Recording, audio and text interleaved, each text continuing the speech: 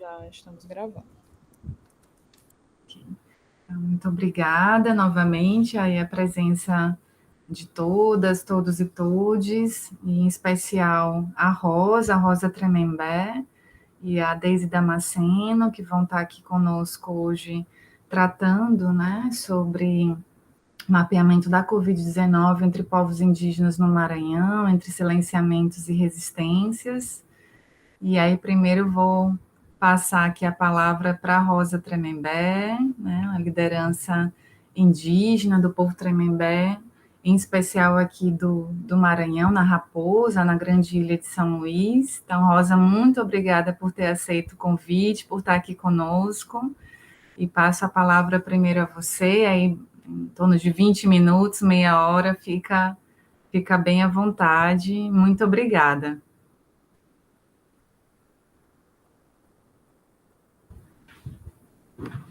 Acho que seu áudio está desligado.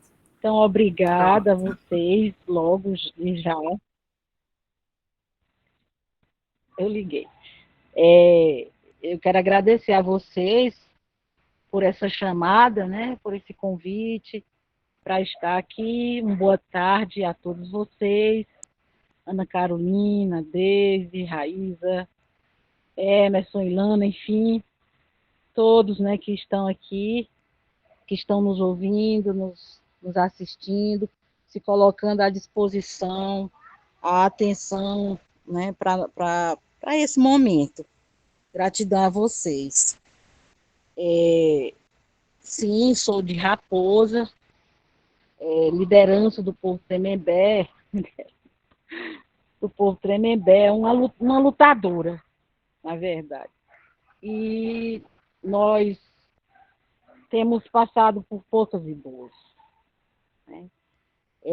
De 2020, que foi o ano passado, até agora, a gente tem muita coisa para contar, de fato, porque nesse período pandêmico, onde um plano nacional de vacinação diz que apenas povos aldeados, com território demarcado, teria direito à vacinação, de já é como se nos matássemos duas vezes. É um crime. E uma falta de sensibilidade, nos vê como se nós não existíssemos, nos vê como se nós não tivéssemos importância nenhuma. Nós que temos raízes, e mais que raízes, nós somos, né? Isso vem contra aquela fala de dizer que hoje não existem mais indígenas, existem apenas descendentes. A palavra descendência, ela vem para apagar, ela vem para eliminar quem de fato nós somos, né? E diante de tudo isso, uma guerra muito grande de extermínio, né? A fim de que realmente a gente seja extinto, apagado, não existimos mais. E, enfim, nós estamos nessa guerra, porque de fato é uma guerra, né, onde a gente tem que estar toda hora dizendo nós existimos, nós não morremos, o projeto de morte que foi perpetrado contra nós, povos indígenas, não foi concluído e nós não vamos deixar concluir. Então, a todo momento, a gente está nessa luta, nessa batalha para dizer que estamos vivos, que nunca nós deixamos de existir, que nós sempre estivemos nos nossos lugares de origem, mesmo que povos andantes, mas eram tradicionalmente lugares onde nosso povo sempre esteve, né? O povo Tremembé é povo que está no Ceará, é povo que está no Rio Grande do Norte, é povo que está no Piauí, é povo que está no Maranhão. Nós sempre estivemos nessa região do litoral brasileiro, né? Do Rio Grande do Norte, adentrando por todos esses estados que fazem parte da região Nordeste e adentrando pelo Amazonas. Então, tudo isso daí é uma forma, essas guerras essas formas de estratégia de morte contra nós, para dizer que nós não existimos. Aí depois, apesar disso, ainda vem mais, né, aquela história da Lei 490, do projeto de lei, que é para dizer, olha, não estou dizendo que tem que apagar todos eles, todos os povos indígenas. E mais uma outra guerra que a gente vem, né, que é exatamente para dizer que o processo de morte contra nós ainda continua, é uma prova, né, de que continua, de que está muito vivo essa história de querer que nós, povos indígenas, sejamos eliminados. E a questão da luta por vacina era outra estratégia de morte. Dizer que só teria direito à vacinação somente o povo que tivesse, como coloquei agora há pouco, em terra demarcada, se morasse em aldeias. Mas nós estamos, diante de todos esses reflexos de situações que nós passamos durante toda esse século,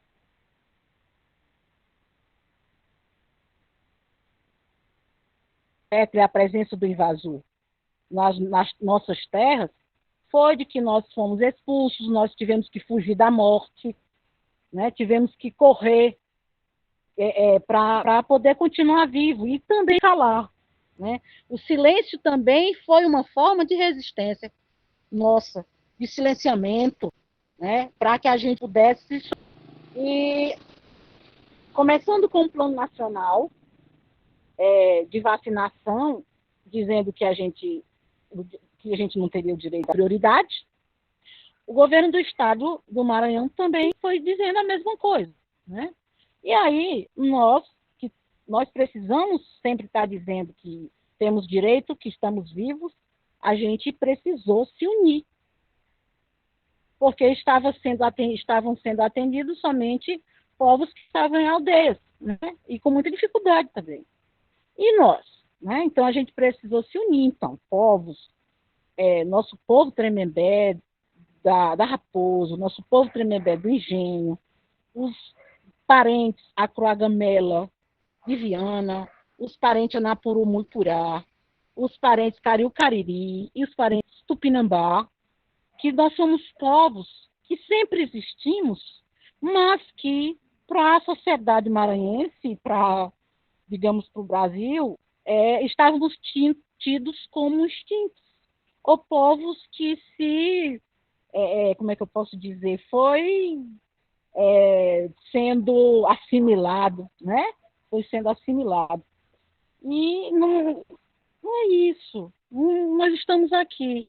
Então, nos unimos e fizemos uma carta, né? Uma carta denúncia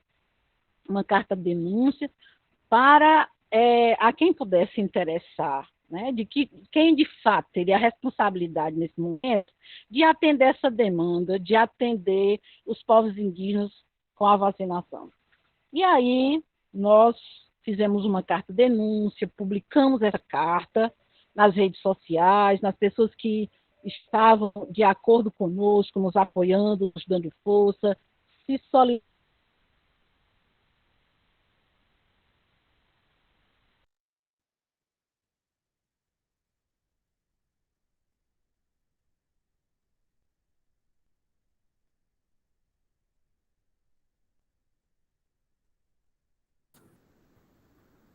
Acho que a Rosa travou um pouquinho. Não sei se foi só para mim. Travou aqui também. Também, né, Raíssa? Everson, obrigada.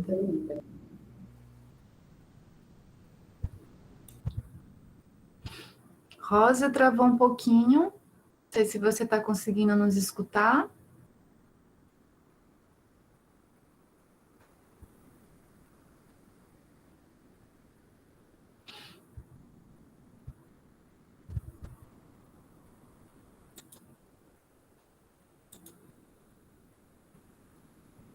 Acho que ela saiu para tentar retornar com um sinal um pouquinho melhor.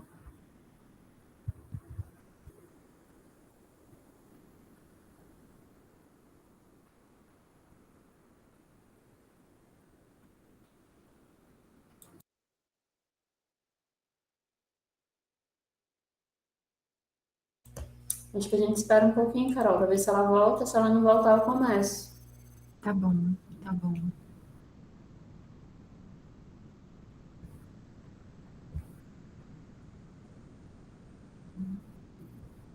Sei que era ela entrando, mas É. é outra. Avisando que era ela também.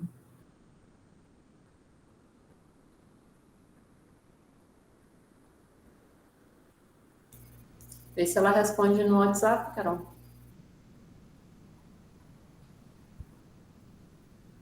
Tava indo até bem o sinal.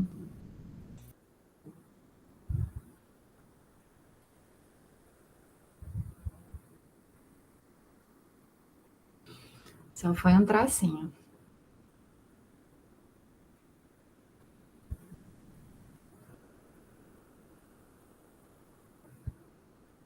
Ah, conseguiu visualizar.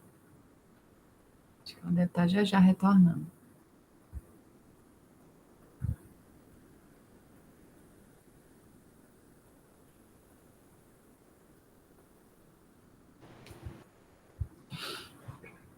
Ah, disse que tá voltando.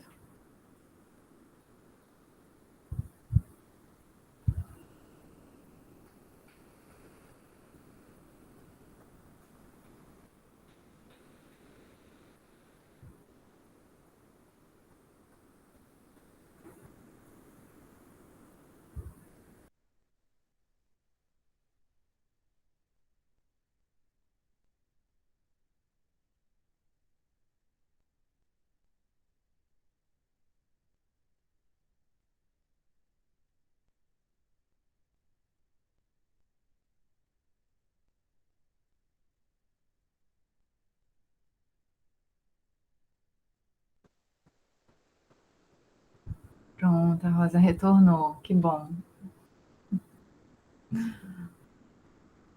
Pode continuar, Rosa. Estava lhe aguardando. Desculpa. Perdão, minha gente, é que a internet ela fica De caindo. forma nenhuma. Mas, enfim, então nós povos Tremembé, Croagamé, Apurumuturá,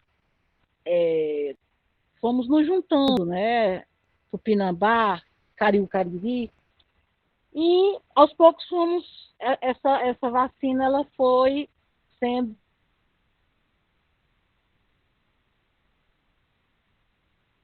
foi com muita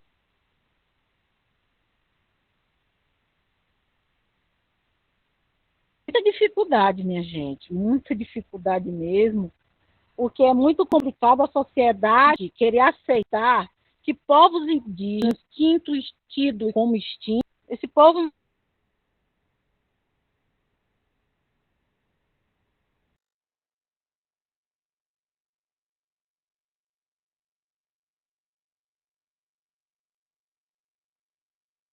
as raízes profundas, a gente não morre assim, não, depressa assim.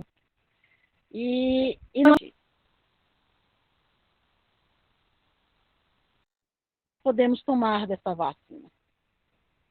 Nem todos nós podemos tomar. O povo Tremembé do Engenho, uma parte vacinada, mas não foi como um Tremembé, como indígena. Precisou recorrer como um cidadão comum, né, como alguém que não tinha prioridade na vacina para poder tomar a vacina. Né? Não foi considerada essa parte aí, isso precisa ser revisto para que não aconteça uma outra vez. Porque a gente vai precisar estar se imunizando, né?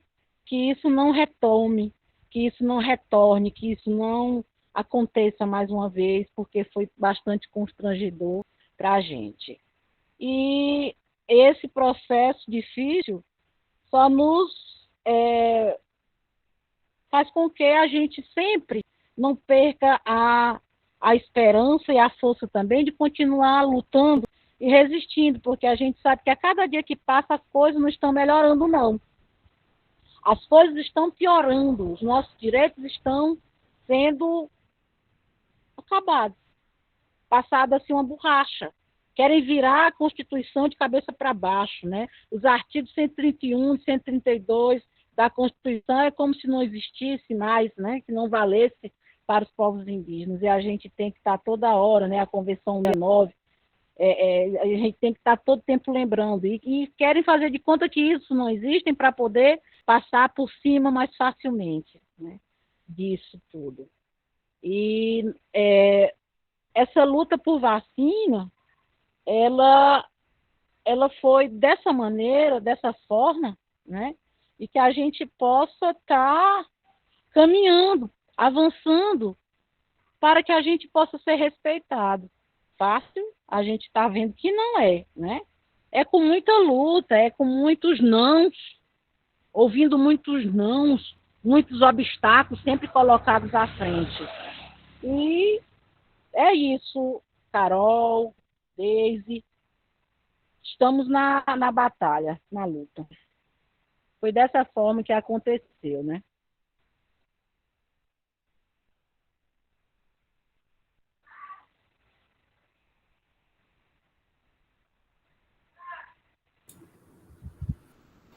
Obrigada, Rosa, muito obrigada pela sua fala e por tudo isso que você nos traz, né? Da realidade, dessa realidade tão dura que os povos originários estão vivenciando.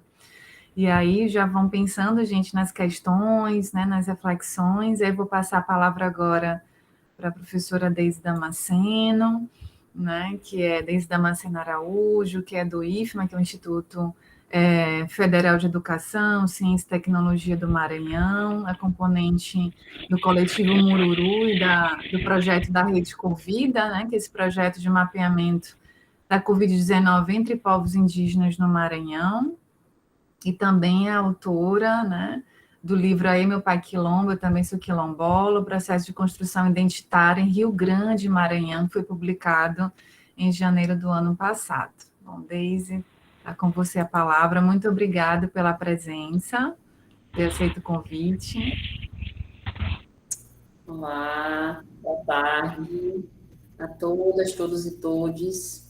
Muito obrigada, Carol, mais uma vez. Carol, né, íntima. Muito obrigada mais uma vez por essa parceria, né? E eu sempre fico muito contente quando consigo ouvir a Rosa, né? A Rosa que tem sido, assim, um feixe de luz, né? Está sempre renovando as nossas esperanças, né? Sempre que a gente ouve a Rosa.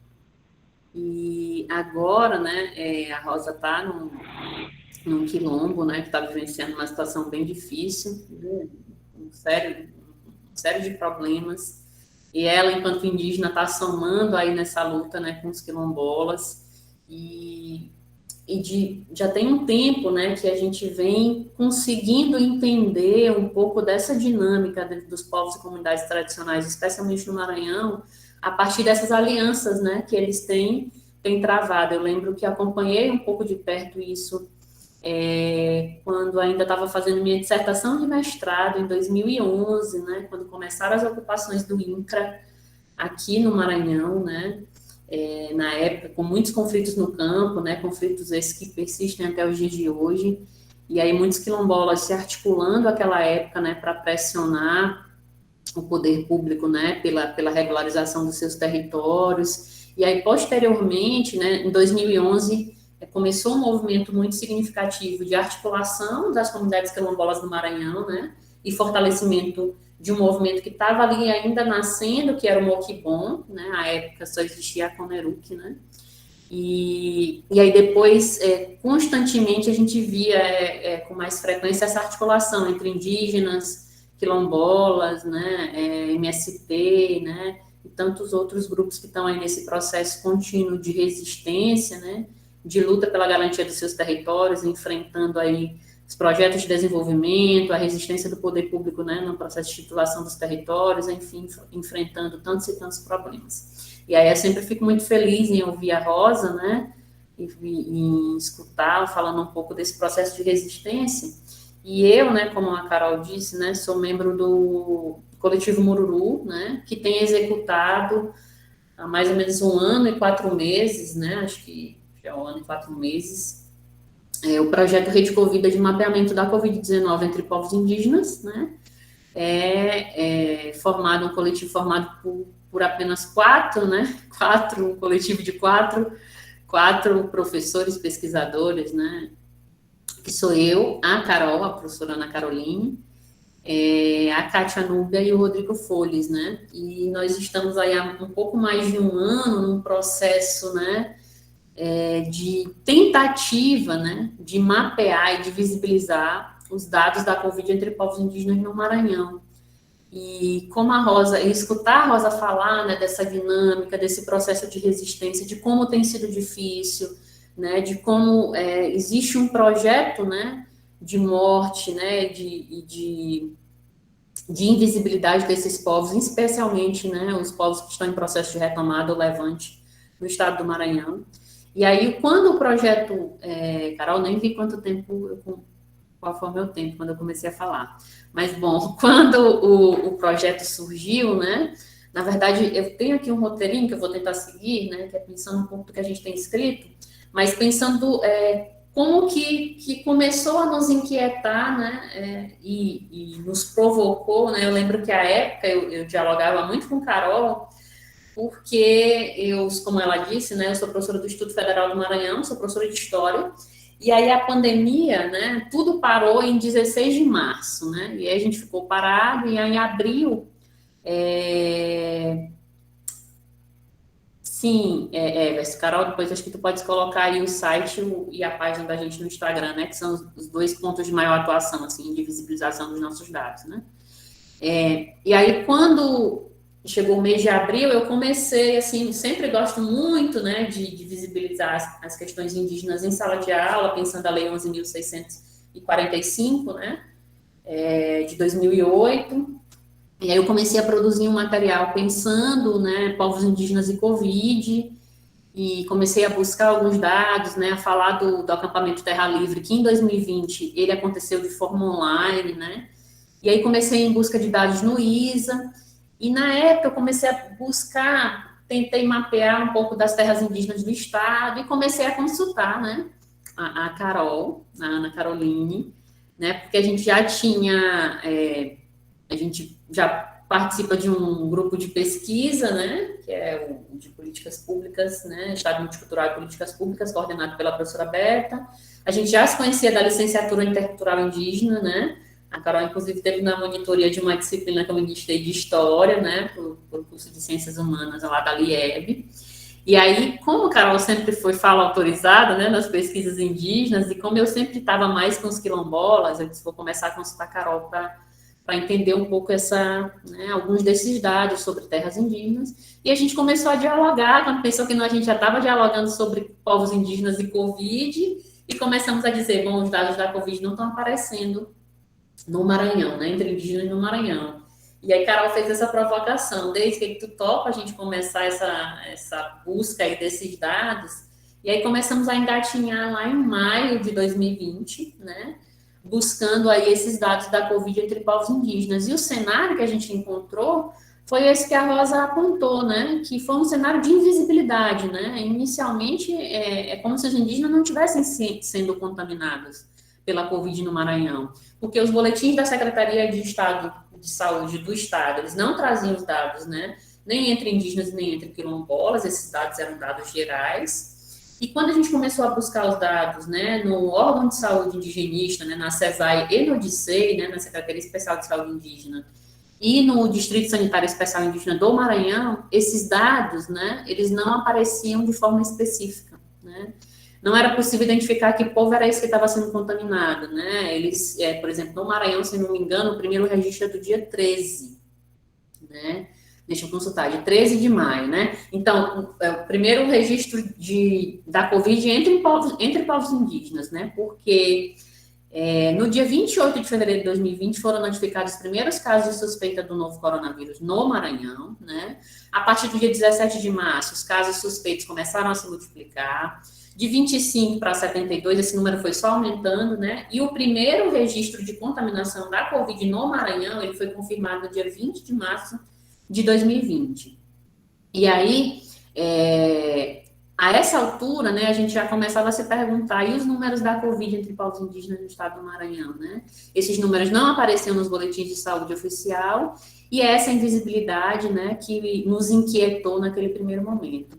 O primeiro registro de casos de contaminação da Covid entre povos indígenas, registrado pela CESAI, né, Barra de Sei Maranhão, ocorreu no dia 13 de maio, né? E aí, a partir de então, se inicia um rápido avanço de contaminação pelo novo coronavírus entre indígenas, né? Elevando, inclusive, o Maranhão ao patamar negativo de epicentro da pandemia da Covid-19 entre povos indígenas no dia 6 de julho do mesmo ano, segundo dados aí da COIAB, né? Que começou a mapear e aí trazer uma espécie de ranking negativo, né? Daqueles D6 que registravam o maior número de casos da Covid. E o Maranhão, durante um tempo, ficou ali em terceiro lugar, quarto lugar, né? Até que chegou ao patamar, né, de ficar aí no primeiro lugar, né? No topo. Em 6 de julho, o DICEI, o Distrito Sanitário Especial Indígena do Maranhão, ele estava no topo, né, desse ranking aí da COIAB, que coletava dados, né, também junto à PIB, né, a povos indígenas, a lideranças. E então a gente começou essa tentativa de visibilizar, né, esses dados, já que a metodologia adotada pela CESAI e pelo DICEI, né, para informar a situação epidemiológica dos números da Covid no Brasil e no Maranhão, né, que era o que nos interessava, né, ocultava quem eram os povos que estavam sendo contaminados pelo novo coronavírus.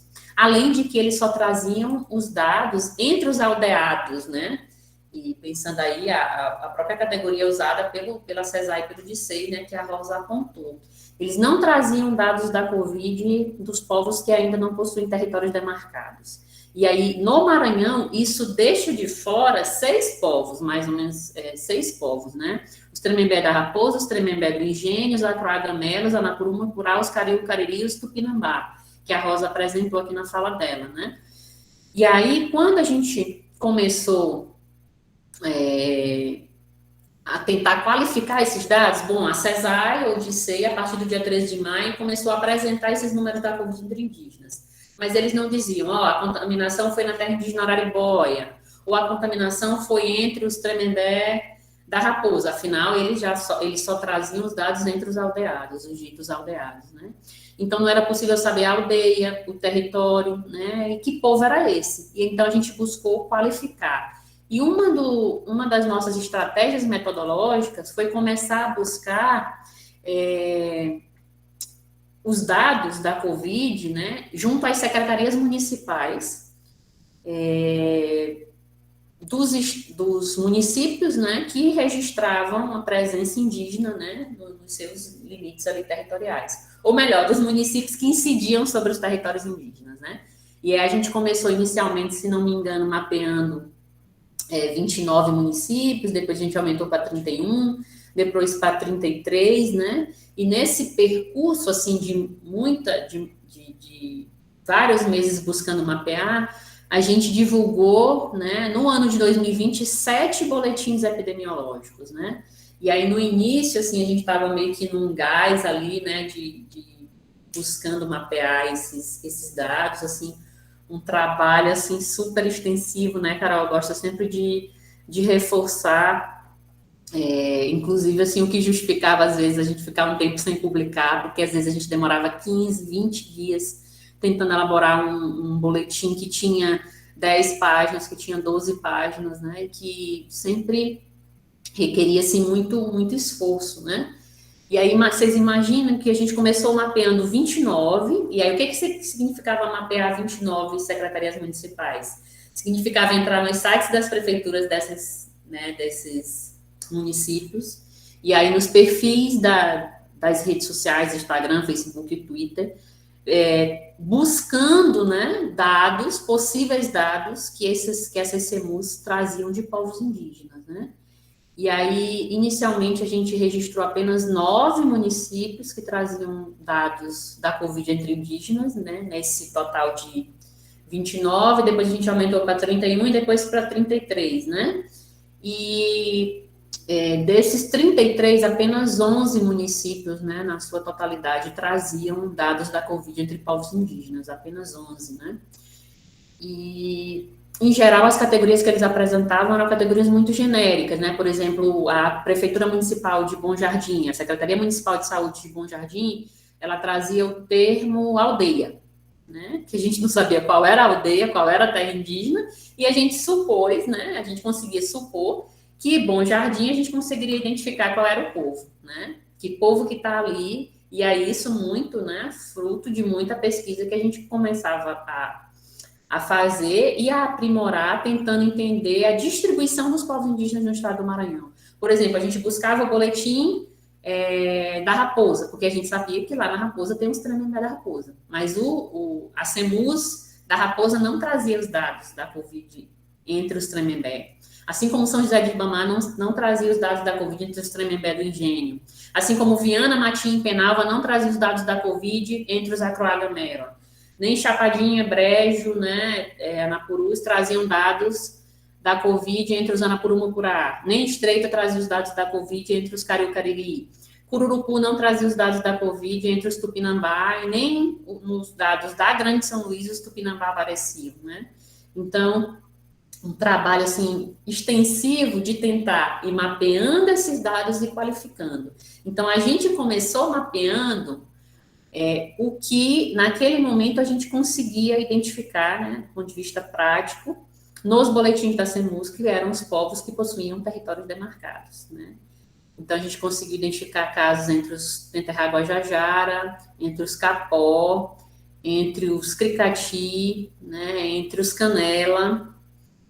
Carol depois pode ir me ajudando aí a lembrar, né? E a gente começou buscando esses dados, né? E tentando qualificar esses dados. Então, por exemplo, os nossos primeiros boletins, né? Até eu olho o primeiro e olho o último, vejo a diferença que tem, né, na qualificação dos dados entre um e outro, né? O primeiro boletim de 31 de maio, dados atualizados em 31 de maio de 2020, a gente trouxe uma tabela enorme de vários municípios, dizendo a quantidade de contaminados, de descartados, de suspeitos, né? E apresentando quais daqueles municípios traziam um registro ou outro entre povos indígenas, né? Por exemplo, Amarante do Maranhão foi a única secretaria municipal que registrou nos seus boletins os registros da Covid entre indígenas por TI. Eles traziam a TI, não vou lembrar agora, governador, e eu não vou lembrar agora a segunda, né? Mas, bom, eles traziam 2 TIs. E aí, Araribóia, pronto. A governador e Araribóia. Um outro município que no começo não registrava casos da Covid entre indígenas e começou a notificar, e esse número cresceu, assim, de forma absurda, foi Genipapo dos Vieira, né? E começou com um número assim, quando pensava que não, já eram 500 casos, né? Assim, um registro absurdo. E aí, pessoal, assim, uma das coisas que sempre nos inquietou bastante e que depois foi ficando ainda mais difícil mapear, houve um recuo, né, de alguma dessas secretarias municipais na visibilização desses dados, que a gente interpreta, né, uma das hipóteses, é que isso se deu a partir do momento em que a rede começou a visibilizar, né, os números e começou a construir, inclusive, a crítica, né, de que esses números eles não vinham de forma específica e diferenciada, que se eles não vinham de forma específica e diferenciada, não tinham como pensar em políticas públicas específica para esses povos que estão sendo contaminados, que estão sendo atingidos, porque não era possível, pela CESAI, pelo DICEI Maranhão, não era possível saber se eram os Tenterra-Guajajara que estavam sendo contaminados, se eram os Capó, se eram os Auaguajá, se eram os Canela, ou se eram os Tremembé, ou se eram os Anapuru-Mucurá, não era possível, né, identificar. E aí, quando a gente começou a qualificar esses dados e trazer esses números, inclusive, né, teve uma visibilidade muito grande o trabalho que a gente vinha fazendo na rede nessa época, inclusive aparecendo nos principais jornais televisivos, né, na filiada da Rede Globo, né, na TV Mirante, né, teve uma participação nossa, a gente apresentando esses dados, visibilizando esses dados, teve uma participação nossa na Record e na TV Cidade, que é a afiliada do SBT, né, fomos chamados também para os canais, né, para a chamada mídia alternativa, né, com participação na Rádio Tambor, na Agência Tambor, que é uma rádio comunitária que tem muita visibilidade local, né?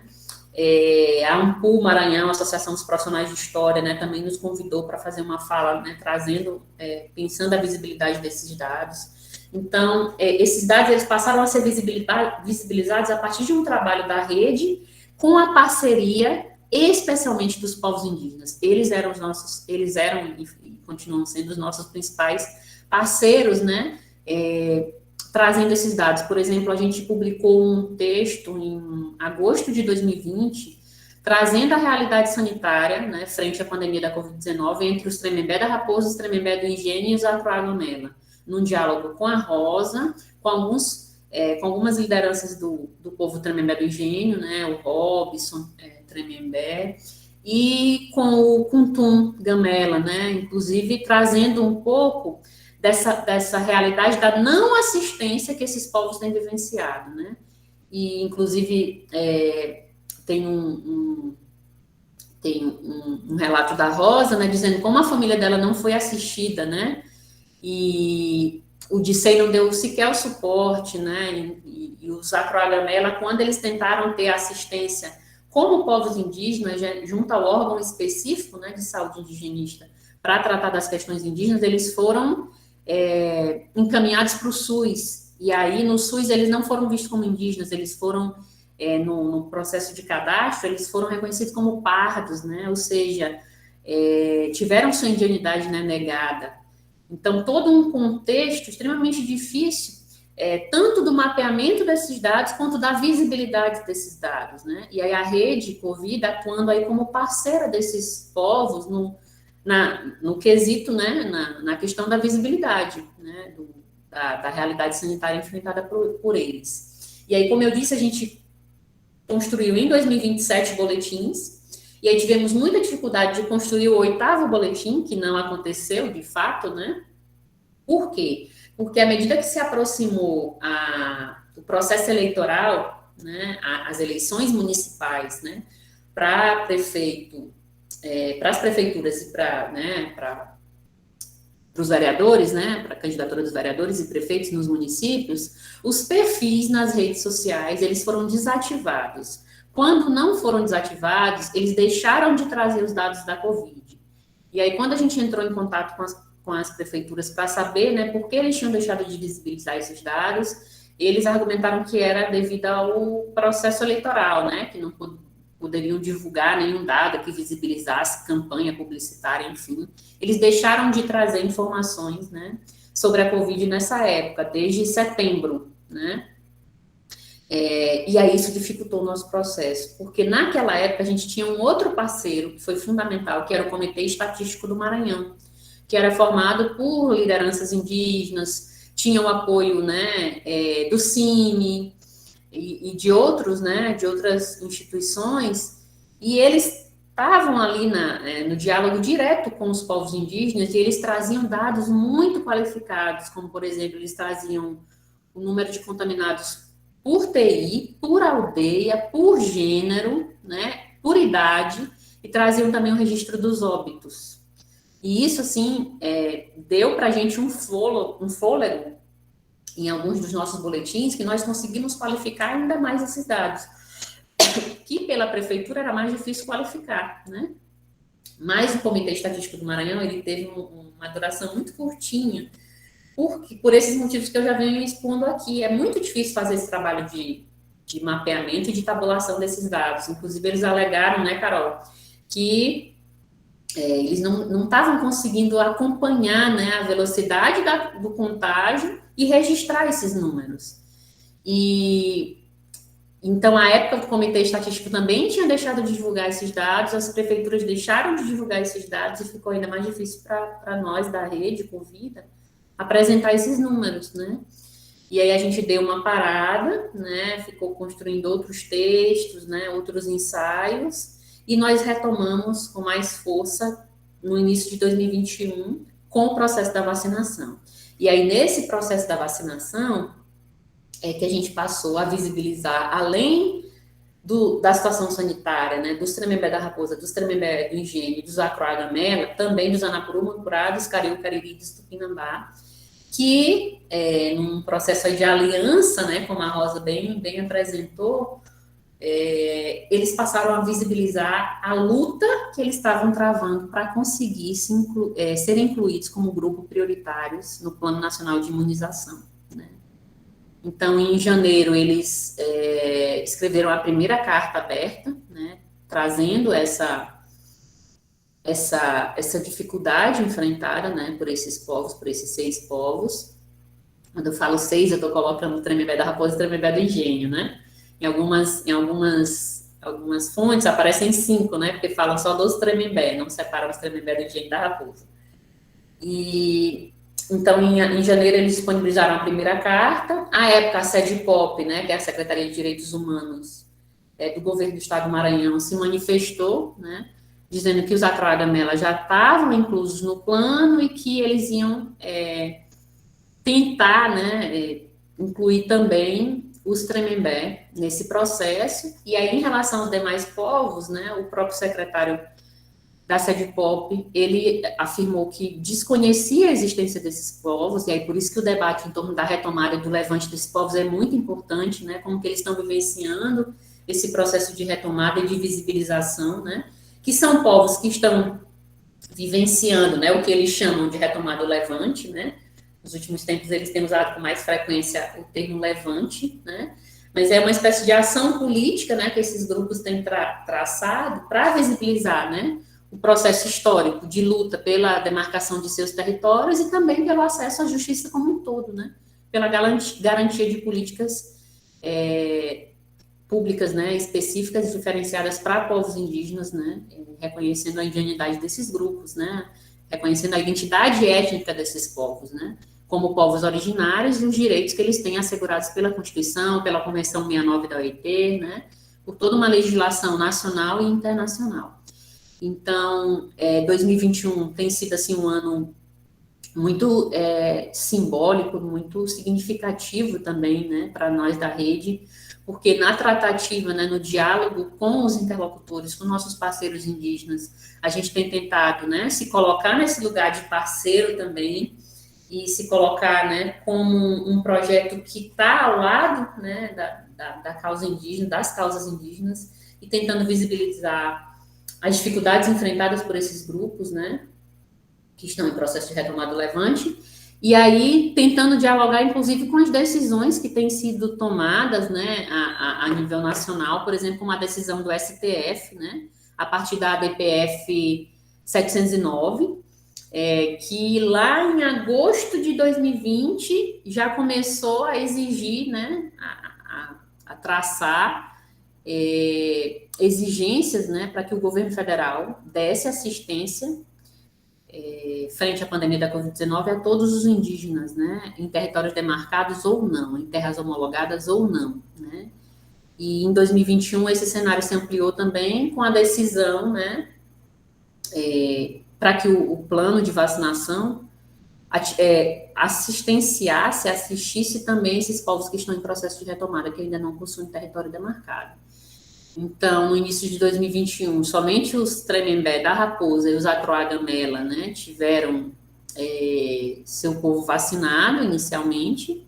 Os Tremembé do Engenho ainda ficaram ali num processo, né, de luta pela garantia da vacinação de todos, porque apenas parte, né, dos indígenas do Tremembé do Engenho eles foram vacinados, uma outra parte ficou de fora, né, nesse processo, e aí veio a segunda Carta dos Povos, que data de maio de 2021, quando os Anapurumu-Purá, os Cariú-Cariri, os Tremembé do Engenho e os Tupinambá denunciaram mais uma vez a não vacinação do seu povo, né, a resistência àquela Secretaria de Saúde e às secretarias municipais dos municípios onde eles estão lotados, né, onde eles habitam, a resistência dessas secretarias em assistenciá-los, né, em garantir a vacinação a esses povos como grupo prioritários.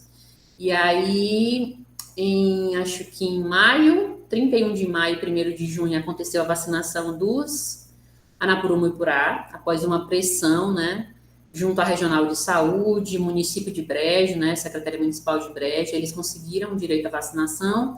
Os Cariú-Cariri, essa vacinação aconteceu em junho, após uma mobilização, inclusive presencial, né, esses povos, eles vinham construindo mobilização nas mídias sociais digitais, especialmente nas redes sociais, né, criando perfis, né, denunciando. As cartas, elas foram veiculadas nas mídias sociais digitais, mas no caso dos Cariú Cariri, eles fizeram uma mobilização presencial, porque a Secretaria Municipal de Estreito se recusava a vacinar os Cariú Cariri como grupo prioritário, né?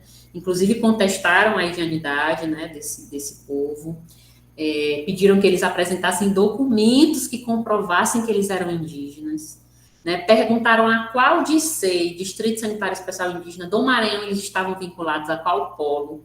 E aí essa é uma outra discussão, né, que não dá para a gente entrar agora, mas existem 6 polos oficialmente do DSEI no Maranhão, né?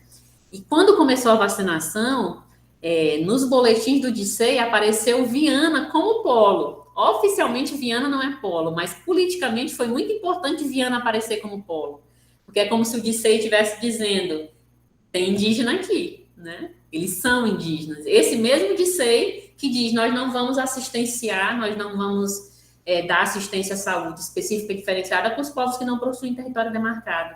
Mas lá na vacinação, o DSEI trouxe um polo chamado Viana, né? Que assistenciou, que vacinou os Acroagamela de Matinha, Penalva e Viana, que estão nessa região de Matinha, Penalva e Viana, né? E, então, no caso dos Cariú Cariri, a secretária municipal de saúde de Estreito perguntou a eles a que DSEI eles estavam vinculados, né? Mostrando o total desconhecimento da própria política de saúde indígena, né? E dessas questões do aldeados, desaldeados, inclusive acirrando aí o debate que existe acerca dessas categorias, inclusive fazendo aí divulgação dos trabalhos da rede, a gente publicou um ensaio pensando, né, aldeados e as políticas, né, de controle, né, e sob essa perspectiva da homogeneização, né, nesse Estado civil militar, pensando aí o governo Bolsonaro, enfim, e trazendo aí um histórico, né, das políticas de aldeamento desde o primeiro contato, né, entre portugueses e indígenas, né, entre os povos originários, enfim, um texto bem interessante, que a gente também buscou refletir um pouco sobre essas categorias aldeados e desaldeados, né, o aldeados e não aldeados. E no caso dos Cariú Cariri, após essa pressão, né, visibilizada também pela rede e pelos perfis, né, dos próprios indígenas nas redes sociais, eles conseguiram estreitar o diálogo com a SEDPOP, né, pressionando a Regional de Saúde e serem incluídos, né, como grupo prioritários na vacinação, e finalmente conseguiram receber a primeira dose da vacina nos dias 21 e 23 de junho, né. E é bem interessante esse caso dos Cariú Cariri, porque como eles estavam nessa luta pela garantia da vacina, eles foram informados, assim, um dia, no final da tarde, que a vacinação aconteceria no outro dia, 8 horas da manhã. E como eles são indígenas que estão nesse, em contexto urbano, né, vamos dizer assim, muitos deles têm trabalhos assalariados, né, tem que comparecer ao emprego no outro dia, né, enfim, uma lógica muito própria, né, dos povos que estão nesse contexto. E aí eles não puderam, a maioria deles não pôde faltar ao trabalho para ir vacinar, né? E aí teve uma nova pressão, né, para que a secretaria abrisse uma nova data para que eles conseguissem ser imunizados e conseguissem se organizar para irem receber a vacina, né? Eles também denunciaram, os Cariú Cariri, a falta de uma política, né, de incentivo à vacinação por parte do governo federal, inclusive atribuindo a essa falta de uma política, né, de apoio à vacinação, enfim, de defesa da vacinação pelo governo federal, como a razão pela qual alguns indígenas do povo Cariú Cariri recusaram a vacina, né? E aí essa questão da recusa foi uma coisa que nós também trouxemos, né? Trouxemos nos nossos boletins da vacinação já de 2021. O nosso primeiro boletim da vacinação, assim, o número da recusa era assustador, especialmente no polo de Barra do Corda, né? Acho que a maior recusa era no polo de Barra do Corda, e esse número das recusas ele só começou a diminuir, né, entre os Tenterrá e Guajajara, quando outros indígenas foram se vacinando e foram visibilizando, né, a vacina nas redes sociais, tirando foto e dizendo, olha, ninguém virou jacaré, né, todo mundo está aqui são e salvo. E isso também foi um motivo aglutinador, assim, para que outros indígenas também se vacinassem. Sobre os Tupinambá, a gente tem poucos poucos dados, né, sobre a vacinação entre os Tupinambá, mas no diálogo com uma liderança indígena Tupinambá, ela informou que eles começaram a ser vacinados em Cururupu e também na Grande São Luís em julho. Eles receberam a primeira dose da vacina, né? Então, é esse mais ou menos o cenário, né? Quem quisesse ter acesso aos dados da rede, acho que a Carol colocou aí, o Instagram e o site, né? Tem muita coisa lá, muitos gráficos, muitas tabelas, né? Muitos números, né? Nós trouxemos muitos números. E é interessante, só para fechar, né, que sempre houve uma incompatibilidade dos dados que nós apresentávamos, que o Comitê Estatístico apresentava, e quando a gente tentava, quando a gente buscava, né, comparar, relacionar com os dados que eram apresentados pelo DICEI e pela CESAI, os dados do Comitê Estatístico no diálogo direto com as lideranças, né, e os dados também da rede, que traziam números das secretarias municipais, os nossos números e os números do Comitê Estatístico eram sempre muito superiores aos números do DICEI, né, e da CESAI. E aí é importante dizer também, né, que é importante falar das subnotificações que sempre existiram, né, da ausência de testes e de uma certa, de um acompanhamento mais de perto, né, por parte desse órgão, né, de saúde indigenista, junto aos povos indígenas no controle, né, da Covid, tendo em vista que eles nem traziam esses números de forma específica e diferenciada, não era possível identificar. Eu acho que é isso. A gente também recentemente publicou um textinho na revista Espaço Ameríndio, que ele traz um pouco da compilação, né, dos dados, de alguns dos dados, né, que a gente tem mapeado, e aí qualquer dúvida, estamos por aqui. Não sei se eu deixei de falar alguma coisa. Obrigada, Deise, muito obrigada pela sua fala. Eu vou fazer alguns comentários, né, assumir essa posição de debatedora, de provocadora, de levantar questões, e fiquem à vontade, gente, já para ir fazendo pergunta no chat, enfim, comentários. Eu penso que a fala da Rosa, tanto a fala da Rosa quanto a fala da Deise, elas dialogam muito, né, e mostram um cenário, a Rosa trazendo a realidade do povo Tremembé, né, tanto da Raposa quanto do Engenho, essa luta, né, essa união conjunta que os povos em retomada estão travando aí desde o processo, né, de exigido de ser do Distrito Sanitário Especial Indígena um atendimento, né, prioritário, um atendimento específico e diferenciado, que os povos originários eles têm direito constitucional, né, e pela legislação internacional, até a vacinação, né, que isso tem sido negado.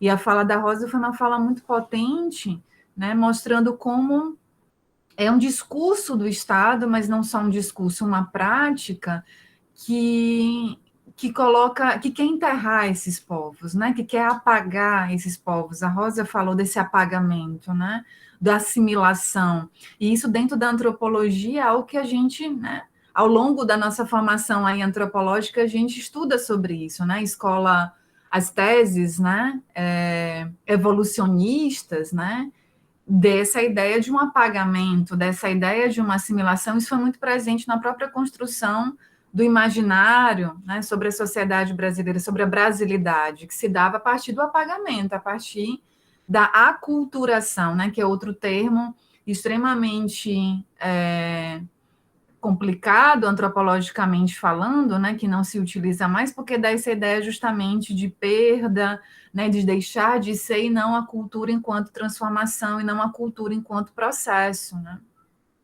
Então, se retoma nesse governo atual esse discurso do apagamento, da assimilação, da integração, né, que justamente havia sido rompido com a Constituição Federal de 88, né, com a Constituição Federal de 88, juridicamente, se reconhece que os povos originários têm direito de ser como eles são, respeitando as suas organizações sociais, né, suas festas, religiosidades, da forma como cada um se organiza, né?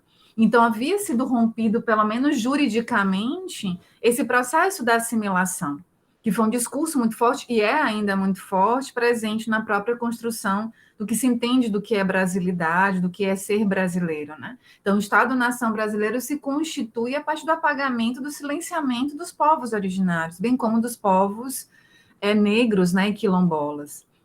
E é interessante, a Rosa, ela começa a falar dela, nos mostrando aonde ela está agora, né? Ela está em Matões, que é uma cidade no interior do estado do Maranhão, justamente nessa luta com a comunidade quilombola pela manutenção do seu território. Então, a gente volta para a discussão da terra, né? E tudo isso está relacionado. A vacinação não tá dissociada, não está separado da luta pela terra. A luta pela terra, a luta pela manutenção dos próprios modos de vida dos povos originários, né? Das comunidades tradicionais, não está separado. Essa separação é uma separação produto aí desse pensamento ocidental, desse pensamento colonial. E aí a fala da Deise, ela vem justamente através da pesquisa, da pesquisa e do projeto aí da Rede Covida, né? Mostrando justamente como todo o esforço do coletivo em levantar informações, em levantar dados, em levantar documentos, né? Para se compreender a realidade dos povos originários num contexto pandêmico. Porque o contexto pandêmico que atingiu a todos nós, né, mas ele não atingiu da mesma forma. Os povos originários foram povos que, mais uma vez, foram apagados, né, como a Rosa colocou, foi mais uma violência. Na hora que se restabelece um silenciamento, é uma outra violência em cima desses povos. Né? Dos povos em retomada, considerados como extintos, é uma outra violência. Ah, vocês não estavam extintos, agora vocês estão, né, entre aspas, reaparecendo. É uma outra violência, né? Mais uma violência do Estado brasileiro. E a gente foi percebendo ao longo do processo de pesquisa descrito pela Deise, como isso isso volta com muita força nos próprios conceitos coloniais que são retomados, né? De índios aldeados, índios não aldeados, né? Índios em contexto urbano. Isso são conceitos coloniais que justamente tem por consequência mais uma tentativa de apagamento dos povos originários, né? A gente pode destacar que dentro desse contexto o que aconteceu foi justamente o inverso, os povos ainda mais se fortalecendo, ainda mais se unindo e resistindo, né? É o próprio título aí da mesa, Entre Silenciamentos e Resistências, que é justamente a tentativa do Estado de silenciar, né, seja o Estado, o governo federal, seja o Estado, né, do âmbito do governo, né, estadual e municipal, o Estado, de uma forma geral, nas suas heterogeneidades, apagando, né, tentando apagar, e os povos originários resistindo. Né? Estão aí resistindo há mais de 500 anos e vão continuar resistindo. E esse contexto pandêmico, né, da pandemia da Covid-19, é importante destacar que também não é a primeira pandemia, né? Não é a primeira epidemia que os povos originários enfrentam. Desde quando aqui os invasores adentraram, se estabeleceram, eles trouxeram as epidemias, né? Eles trouxeram as suas doenças. Inclusive, essas doenças elas foram usadas como arma biológica mesmo, né? Deliberadamente como arma biológica, como um processo de extermínio desses povos para liberar os seus territórios originais. Então, não é por acaso também que, num contexto de pandemia, um governo que é abertamente anti-indígena, né, que é o atual governo do presidente Bolsonaro, ele vai se utilizar a pandemia numa política da morte, numa política da e de morte, né, uma necropolítica, em especial aos povos originários, mas a diversos outros setores da população brasileira, né, como os LGBTQIA+, os povos negros, as mulheres, enfim, e toda essa diversidade, toda a diversidade que é presente, do qual esse governo ele se coloca abertamente contra, né? Então, seria mais ou menos esses pontos que eu gostaria de destacar, né, e trazer esse diálogo entre a fala da Rosa e a da Deise, desses processos de silenciamento, né, que ocorreram especificamente, né, falando da pandemia da Covid-19, ainda desde o processo de notificação, de testagem, né, infelizmente dos óbitos que aconteceram, ao processo de vacinação que ainda não ainda não foi finalizado, né? Esse processo ainda está em continuidade para a imunização completa e total dos povos originários, que é um outro ponto que a Deise destacou, que foi das fake news, né? As fake news que foram informações mentirosas, né? Deliberadas para toda a população e, em especial, para os povos indígenas. Isso provocou muitas dificuldades das pessoas, dos indígenas, aceitarem a vacina por terem medo, né? E muito compreensível isso de um Estado em que, historicamente, nessa relação com os povos, se utilizou, né, de mentiras, de quebras de aliança, de discursos não verdadeiros, né, para uma tentativa de extermínio completo dos povos originários, né? Então, tudo isso afetou e afetou com muito mais força nas comunidades indígenas. Bom, gente, seriam essas minhas considerações. Vai estar aqui aberta a fala, para quem quiser levantar a mãozinha, abrir o áudio, fazer perguntas. Eu vou ler o comentário aqui do chat da Suelen. A Suelen já saiu. Às vezes me pergunto se os governos não querem conceder dados pelo receio de ações judiciais ou má propaganda da atuação deles. Né? Não estou justificando, pelo contrário, é mais a revolta pela não preocupação com o outro. E aí o Felipe Caldas coloca: a fala da Rosa Tremembé é importante para que possamos acompanhar a realidade dela enquanto povo indígena e que está vivenciando um processo de luta pela vida e de seus direitos originários. O Everson levantou a mãozinha. Fica à vontade, Everson. Vocês me ouvem? Sim. Oi, gente. Boa tarde. Bom, foi muito bom ouvir vocês três, a Rosa, a Deise, a Ana, a Caroline. E a minha pergunta, eu vou ser bem pontual.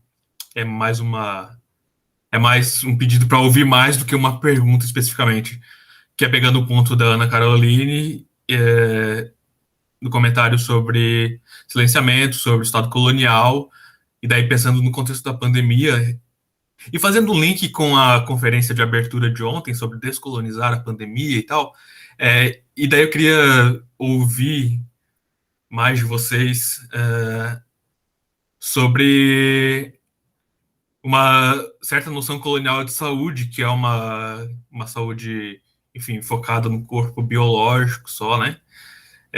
E pensando críticas à saúde. Não sei exatamente como colocar isso, mas só para dar um contexto bem geral, eu estou fazendo doutorado e com todo esse rolo, meu campo de pesquisa inicial foi suspenso, era no hospital, então não pude mais, acabei mudando de pesquisa e estou pesquisando a pandemia. E no contexto do Brasil, não é um contexto específico, é algo mais generalizado. E eu acho que não tem como eu falar disso sem falar dos povos indígenas e da saúde indígena, né? Apesar de não ser minha área de conhecimento, é uma coisa que eu estou tentando me aprofundar agora. Mas então eu queria ouvir vocês mais sobre esse ponto, assim, da saúde indígena, uma crítica da saúde. Se ficar mal colocado, vocês me desculpem, mas eu espero que pelo menos dê para entender o que eu estou tentando falar, que é uma espécie de crítica da saúde indígena à saúde, ao modelo hegemônico de saúde, por exemplo. É mais ou menos isso.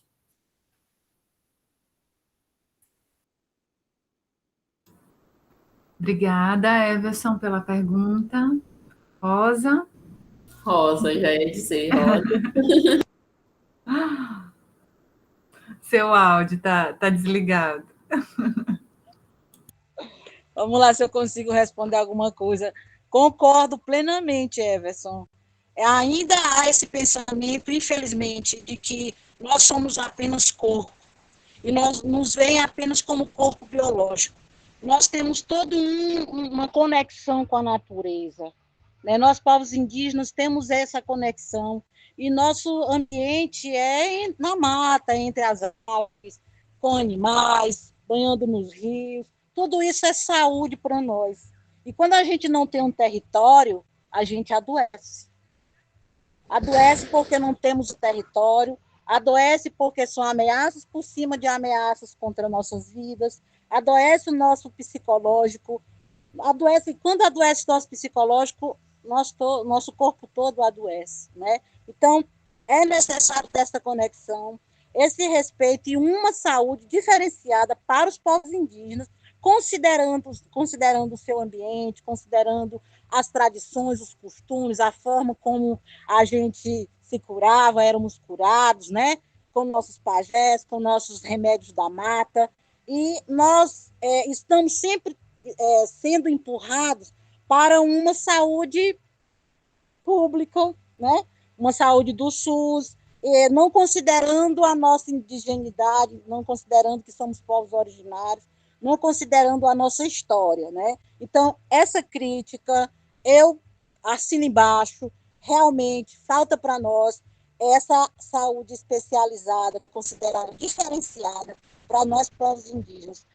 O que eles estão querendo fazer? Nos tirar disso, né? Então, de ser, não é a nosso favor, há toda uma morosidade, há muitos obstáculos para que a gente tenha acesso, né? Infelizmente, isso acontece os dias de hoje, né? 2021, a gente está passando por uma coisa dessa, que a gente sabe que essa guerra contra nós, ela aconteceu desde quando o invasor chegou aqui, impondo religião, impondo uma língua diferente, impondo um jeito de ser diferente, impondo uma saúde, um modo de tratar a saúde também diferente, e outras várias coisas. Então, é importante também a gente fazer esse pedido aqui de respeito à nossa ancestralidade, ao nosso jeito de ser, e à forma como nós, povos indígenas, deveríamos ser tratados dentro da saúde, né? De uma forma diferenciada, de um jeito que atenda, né, aquilo que, de fato, nós, povos indígenas, temos direito de ser assistidos. É isso.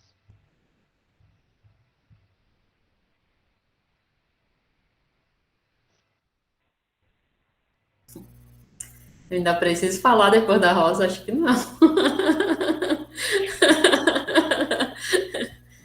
E Everson, a tua pergunta dialoga muito com os dados, né, que nós temos coletado na rede, né, enquanto coletivo, executando aí o projeto Rede Covid de mapeamento da Covid entre indígenas no Maranhão.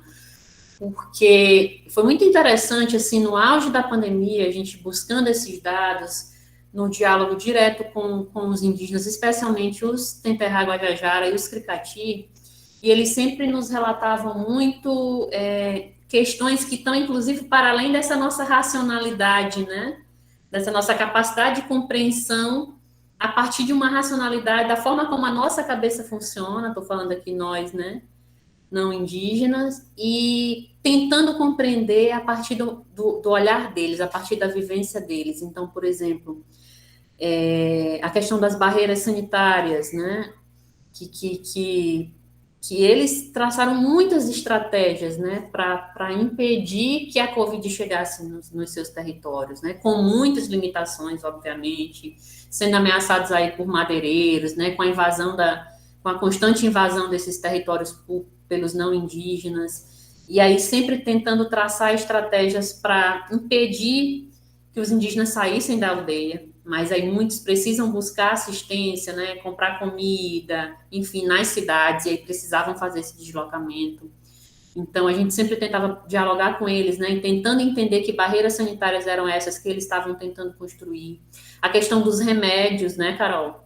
Eles sempre acionavam muito como eles vinham tratando os casos da Covid ou os casos suspeitos, né, tendo em vista que muitos que tiveram sintomas da Covid não fizeram teste para saber se de fato eles estiveram com Covid, né? Teve uma época que a FESMA, né, a Federação de Saúde, né, do Estado do Maranhão, ela realizou uma quantidade significativa de testes, e aí muitos testaram positivo, isso inclusive fez com que os números aumentassem, né, os números que a gente vinha registrando com esses testes, mas eles sempre apresentavam muito, né, que eles estavam usando muito da medicina tradicional, né, para fazer remédios, para curar ou para amenizar os sintomas da Covid. Então, sempre pensando em questões que estão para além dessa nossa racionalidade, né? E dessa nossa concepção de uma medicina muito tradicional, né? A gente se perguntava muito, será que eles estão tomando os remédios, né? Será que identificado que eles estão com Covid, será que eles estão tendo acesso a esses remédios desse kit Covid louco que está sendo receitado, né, nos hospitais? A gente sempre se indagava muito sobre essas questões, pensando a própria dinâmica, né, cultural dos grupos, né, desses grupos. E aí eu lembro que teve um relato assim muito, muito interessante para nós, quando começou o processo de vacinação, que eles tinham muita desconfiança sobre a vacina, né? Para além das fake news, né, enfim, de tudo o que circulava, mas alguns deles tinham muita desconfiança sobre o que os brancos estão oferecendo, né?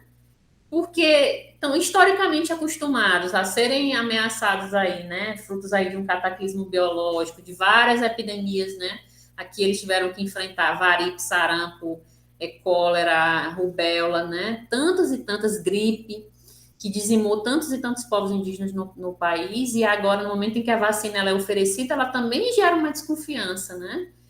Estão nos matando e agora estão nos oferecendo uma vacina. E aí, essa vacina é eficaz? Não é, né? E, inclusive, a gente fez um trabalho, né, de divulgar vídeos de indígenas dizendo, tomem a vacina, né, os mais velhos. Porque, infelizmente, nós trouxemos muitos relatos, a gente até começou a fazer um mural indígena, né, daqueles números de óbitos que chegaram até nós, né, e muitos idosos, né, os chamados anciãos e anciãs, né, que vieram a óbito por conta da Covid, indígenas de 98 anos, de 84 anos, né, e a gente sempre noticiando esses óbitos com muito pesar, né, a gente inclusive, assim, ficava sem saber como noticiar, né, Carol? E a gente ficava tentando buscar dados como idade, como aldeia, junto aos indígenas, e era sempre assim um trabalho difícil demais para a gente chegar e ir atrás de números, né? Ir atrás desses dados, porque era algo assim muito, muito delicado, né? E a gente, por exemplo, encontrou com situações deles negarem que foi Covid, deles dizerem que foram outras questões, né, muito mais do simbólico do que da doença física, né? Tem outras questões aí que não é só a doença física, esse caso foi um caso, né? Eles narravam muito essas situações. E na nossa cabeça, assim, nessa cabecinha que a gente faz o esforço cotidiano para descolonizar, né? É também difícil, assim, não é um exercício fácil, né? E aí, a Rosa falou essa coisa do SUS, né? De como, inclusive, a gente tem tentado fazer um esforço aí de análise nesse sentido, né? De pensar... inclusive, amanhã a gente vai participar de um GT, que é o GT10, a gente vai apresentar um trabalho, né? Pensando aqui, é um GT que está discutindo a questão do sucateamento do SUS, e a gente está trazendo a realidade dos povos que estão em processo de retomada e levante, né? Que a eles foi negada a assistência à saúde específica e diferenciada, e foi dito que eles deveriam recorrer ao SUS. E aí, no momento que eles chegam no SUS, o SUS diz assim, olha, nós não temos condições de atender vocês, porque nós não sabemos atender de forma específica e diferenciada. Ou seja, o DICEI diz que não atende de forma específica e diferenciada porque eles são considerados povos não aldeados, e eles devem ir para o SUS. E aí, quando eles vão para o SUS diz, olha, a gente também não tem condições de atender. E aí, no cadastro, coloca que eles são pardos, né? Acho que não coloca que são indígenas, porque vai que a gente, né, faz alguma coisa errada e na hora registrou que eles são indígenas. É melhor dizer que eles são pardos, né? Então, num processo de joga para um, joga para outro, joga para um, joga para outro. E eu lembro que quando saiu a decisão do Supremo, em agosto de 2020, né, que foi fruto da ADPF, que foi protocolada pela PIB, junto a 6 partidos, né, PT, PSB, né, PSOL, que eles protocolaram essa ADPF, né, enfim, que foi referendada lá pelo ministro, né, o Barroso, e lendo, assim, a ADPF, tem um item, que é o item 11, né, referendo na medida cautelar na arguição de descumprimento de preceito fundamental 709, aí eu estava lendo o item 11, olha o que diz o item 11, né, determinação de que os serviços do subsistema indígena de saúde sejam acessíveis a todos os indígenas aldeados, independente de suas terras estarem ou não homologadas. Quanto aos não aldeados, por hora, a utilização do subsistema de saúde indígena se dará somente na falta de disponibilidade do SUS geral, né? Então, mesmo sendo uma decisão que é assim, considerada super importante, inclusive pelo movimento indígena, né? Quando você vai ler, a gente vê também um certo desconhecimento, né, dessa própria estrutura do subsistema indígena de saúde, né, dizendo, bom, eles não vão ser atendidos pelo DICEI, ou se eles só poderão ser atendidos pelo DICEI caso o SUS lhes negue assistência, né, o que é extremamente problemático, né, e aí volta a questão, né, de que, mais uma vez, a indianidade dos povos, ela está atrelada à ideia deles serem ou não aldeados, o que é completamente louco, né? Contraria a Constituição Federal, contraria a autodeterminação dos povos, e a gente parece que fica ali, né, rodando, né, dando volta ali em círculos, né? Sem avançar. E aí depois acho que a medida teve um aditivo, né, Carol? A DPF, que eu acho que saiu em janeiro de 2021, né, inclusive contestando a resolução 4, né, da FUNAI, e que aí já indicava que no Plano Nacional de Vacinação eles deveriam, né, o plano prioritário, né, de operacionalização da vacinação junto a povos indígenas, ele deveria contemplar a todos, independente de estarem ou não, de terem ou não seus territórios demarcados, né? Mas aí, quando a gente vai para o âmbito do Estado, né, inclusive a gente chegou a afirmar em alguns momentos que a gente considera uma vitória os indígenas do Maranhão terem conseguido a vacinação como grupo prioritário, porque na realidade do cenário federal, né, não é a realidade dos outros povos que estão em processo de retomada, né? A eles são negados a vacinação como grupo prioritários. Então, o Maranhão ainda foi, assim, um tanto na contramão, acho que por conta aí muito da postura que o governador assumiu, né, frente à pandemia, né, o Flávio Dino, enfim. Mas com muitas limitações, fruto da Carta dos Povos, da pressão da SEDPOP, né, e denúncia, né, rádio comunitária. Eu lembro que logo, 4 dias depois que teve a participação, que foi lançada a carta, a primeira Carta dos Povos, 4 dias depois, o secretário da Secretaria de Direitos Humanos, ele foi para a rádio comunitária se justificar, dizer, não, a gente já ia atender e a gente vai fazer de tudo para tentar atender. Então, isso é fruto de muita pressão, de muita mobilização, que ganhou as redes sociais, né? Os indígenas ocuparam as redes sociais aí e traçaram estratégias de visibilidade, né, nas mídias sociais digitais, que permitiu com que muitos desses direitos eles pudessem ser assistidos, né? Então, é uma outra lógica que eu acho que nos ensina, né? É uma pedagogia que nos ensina todo dia, né?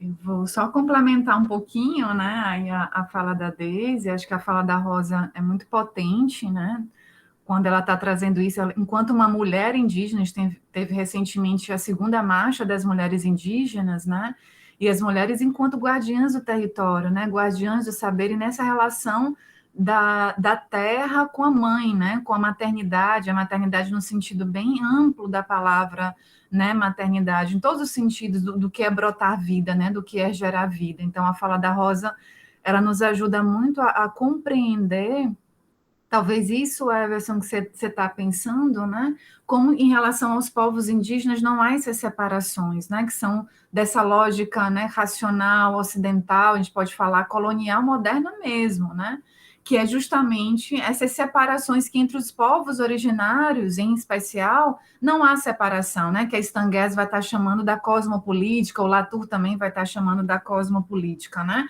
Até porque os encantados estão na luta, né? Os encantados, eles são os protetores desses territórios, inclusive eles têm agenciamento político, né? No caso dos Tupinambá de Olivença, são os encantados que vão e dizem, olha, a partir do momento voltem para lutar, né? Reapareçam porque é o momento, né? E isso também está acontecendo aqui no Maranhão, essa retomada, os povos em retomada ao levante, né? São termos que os próprios povos utilizam, estão em total relação com os encantados, né?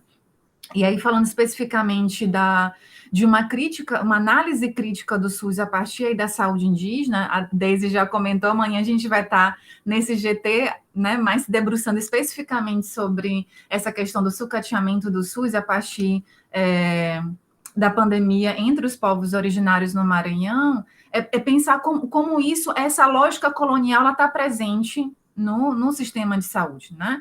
Ainda está presente, mesmo com a PNAPS, né, que é a Política Nacional de Atenção à Saúde dos Povos Indígenas, que garante o que já está constitucionalmente garantido, que é a saúde específica e diferenciada, né, aos povos, inclusive, que os sabedores indígenas, eles estão nesse tratamento em diálogo com o saber biomédico, eles, né, têm o direito de estar lá, se uma família indígena solicitar que um pajé vá ao hospital, ele tem todo o direito de que isso aconteça com seus rituais, né, e todos os seus saberes, enfim, e isso deve ser garantido, né, efetivamente garantido, porque garantido constitucionalmente ele já é, né.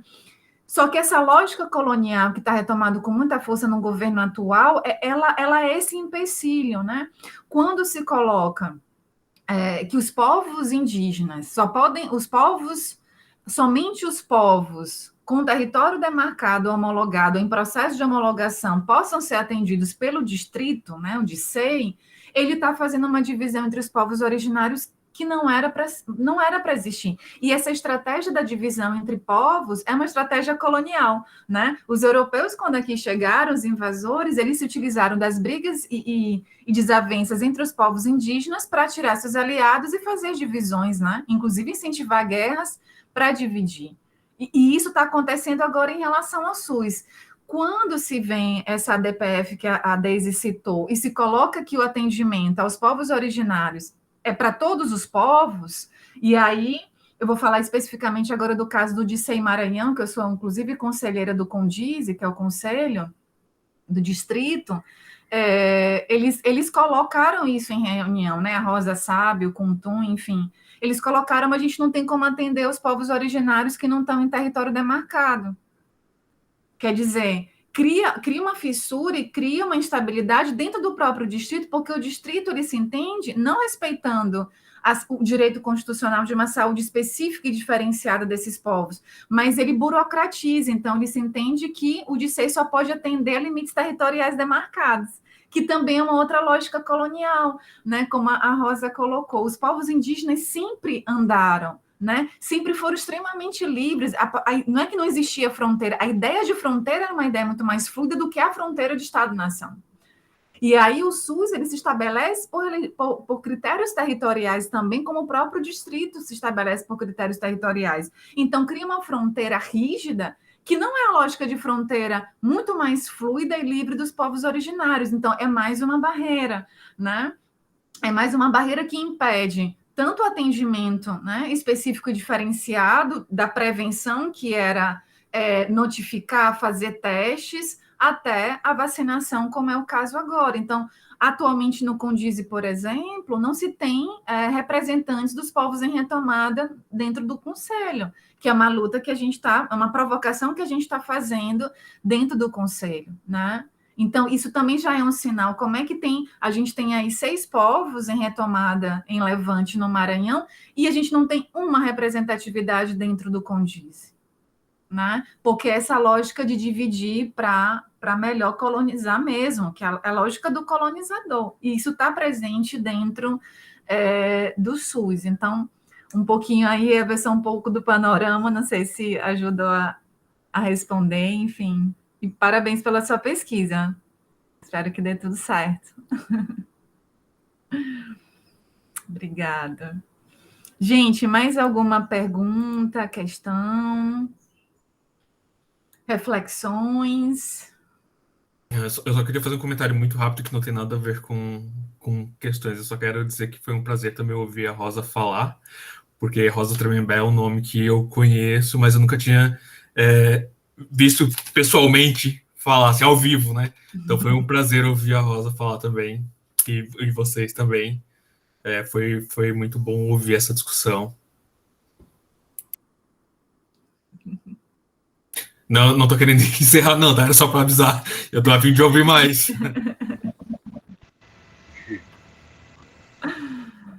Obrigada, Everson. Tamo junto. Carol, Oi. eu não sei como é que está o andamento aí, mas já está ficando tarde. E eu preciso pegar a estrada para voltar, né? Para onde eu estou. Eu estou no quilombo Tanque da Rodagem, junto a outros povos e comunidades tradicionais. Nós estamos aqui, eu enquanto uma das articuladoras da teia dos povos e comunidades tradicionais do Maranhão, onde compõem pescadores, sertanejos, quilombolas, quebradeiras de coco, pescadores, indígenas, tantos outros, né? Há aqueles que chamam de minoria. Nós não somos minoria, nós nunca fomos, nunca seremos minoria, né? Então nós estamos estamos agora como povo indígena Crenhê, Acroagamela, Tremembé do Engenho já foi, eu ainda continuo, né? Porque a gente precisa estar de mãos dadas. Então, também tem outros companheiros do Moquibom, do Movimento Quilombola do Maranhão. Nós estamos de mãos dadas, e aí a gente diz nós somos todos quilombolas. Numa hora dessa, a gente tem que juntar as mãos, juntar as forças, ser solidários, porque nós estamos em guerra. Infelizmente, aqui estamos em batalha, em matões, junto a este povo do quilombo Tanque da Rodagem, quando vem um sojeiro do Paraná, né, querer tomar as terras dos quilombolas e despejar este povo do seu lugar, comprando uma casa aqui, uma casa acolá por R$1.000, R$2.000, diz para as pessoas que aquele lugar é deles, e peguem as coisas, coloquem no caminhão e destruam a sua própria casa. Eles fazem um pagamento e digam, agora você destrói a sua própria casa para dizer que aquelas pessoas derrubaram, foram embora porque quiseram. Isso é uma coisa destruidora, isso é dolorido demais para as pessoas. E ainda mais, nós temos uma secretaria estadual do meio ambiente do Maranhão que colabora com o sojeiro, com o empresário, com o fazendeiro, no que diz respeito à liberação de veneno no quilombo, nas terras quilombolas. Mais um crime aqui a gente traz essa denúncia, né, que precisa ser ouvida e que precisa ser compartilhada e espalhada por todo o Maranhão, por todo o Brasil, que isso não está correto. As pessoas têm o direito de viver nos seus lugares onde nasceram seus avós, seus pais, seus bisavós, avós, seus pais, onde a pessoa nasceu, onde nasceram seus filhos, e com isso impede de que aconteça a continuidade de futuras gerações. Então aqui a gente está denunciando, embora seja um momento para a gente, e é saúde dos nossos irmãos quilombolas, né? Não deixa o sistema opressor que oprime os nossos irmãos indígenas é o mesmo que oprime os nossos irmãos quilombolas. Então a gente precisa estar de mãos dadas, juntas, fazendo essa denúncia e dizendo que a gente não admite esse tipo de violência contra povo nenhum, seja ele quilombola, seja ele indígena, seja ele de qualquer comunidade tradicional, né? A gente tem que ter essa força, nós temos o poder, irmanados, juntos, nós somos mais fortes. E aí a gente chama a atenção da sociedade para esse momento de colaboração, de se juntar. Use a sua sensibilidade, sinta o seu coração e venha dar as mãos ao povo quilombola Tanque da Rodagem, que está precisando demais da colaboração e da ajuda, dessa sensibilidade de saber que um povo guerreiro, ancestral, que está aqui há muitos anos, há séculos, tem história nesse território, não pode ser tratado dessa forma. Isso é uma falta de respeito a quem é do lugar. A gente não vai dar poder para quem vem de querendo tomar terra de quilombola. Então, estamos juntos na luta, estamos juntos nessa guerra, e sempre que a gente tiver algum lugar que precisar, nós estamos juntos, porque a gente precisa dessa unidade. Essa força é nossa, todos nós temos essa força. Gratidão a vocês por chamar para conversar, né, para a gente contar das nossas dores, que não são poucas, e também partilhar dos momentos de luta e de conquistas, né? E nesse momento a gente chama para que a gente consiga esse apoio, as mãos dadas, que venham se juntar a nós, porque a coisa não está fácil, não. O sistema opressor é carrasco, nunca deixou de ser.